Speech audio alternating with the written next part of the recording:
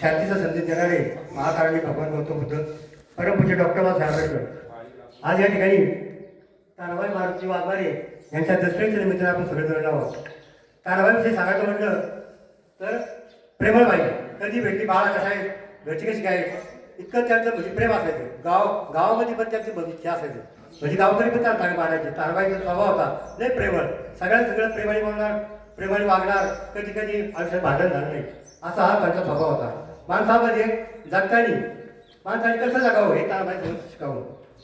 जन्म हा एकाच आहे, पुनर्रूपी जन्म नाही, पण वागताना कसं सगळ्यांनी प्रेमाने वागावं, सगळ्यांनी चांगलं वागावं. जीवन हे कसे तर एकदम पाण्याचा बरोबर आहे आपल्या माणसाला. कधी पाण्याचा बरोबर फुटेल सांगता येत नाही.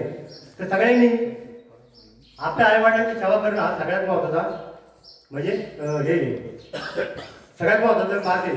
आई बाबांची सेवा केली तरच आपलं पुढे चांगलं होतं. आई वडिलांना चांगल्या प्रकारचं वागा म्हणजे हे करा, प्रेम करा. आपल्या मुलावर आपण प्रेम करतो आणि आईवर का प्रेम करत नाही.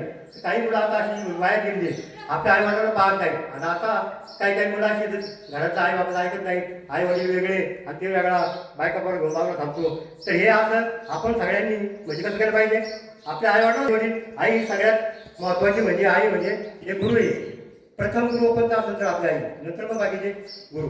तर आपण जाता जीवन करता चांगलं झालं पाहिजे, प्रेमाने वागलं पाहिजे, सगळ्याला प्रेम दिलं पाहिजे. एवढं कुटुंबाचे विद्रोह शब्दपाच्या वाळ कुटुंबाच्या वतीने त्याला भावपूर्ण सदैव आपण करतो थांबतो.